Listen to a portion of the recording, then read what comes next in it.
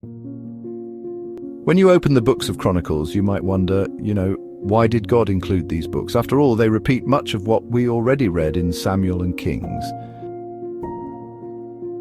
In the Hebrew Bible, things look different from our English Bibles. Samuel and Kings were placed far away from Chronicles.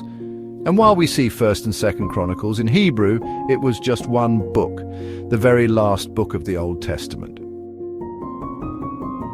Chronicles was written by Ezra long after the exile to a very specific audience. You see, Samuel and Kings, written by Jeremiah, explained why Israel was exiled.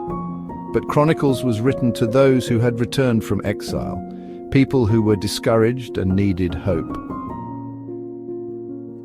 The Jews had rebuilt the temple, but it looked nothing like Solomon's glorious temple. The Messiah did not appear as prophesied by Jeremiah. The nations weren't flocking to Jerusalem as the prophets had said.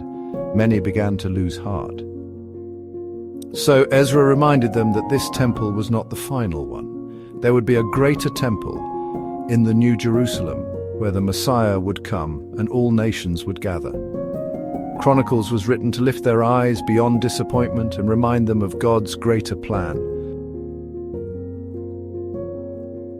Now, here's the difference between Samuel, Kings, and Chronicles. Samuel and Kings showed the failures of kings, exposing why exile came.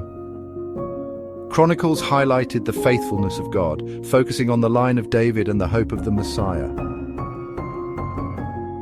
Samuel and Kings were written from a prophet's view, warning kings about sin, whereas Chronicles was written from a priest's view, pointing to the temple, worship, and God's promises.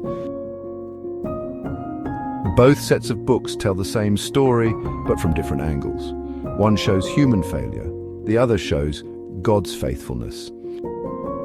The line of David, preserved through centuries of ups and downs, pointed straight to him, the true king, the true temple, the one who came not just for Israel but for all nations.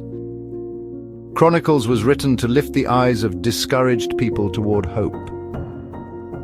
And today it still points us to the same hope, Jesus, the Messiah who came, who is with us now, and who will return to bring us into the New Jerusalem forever.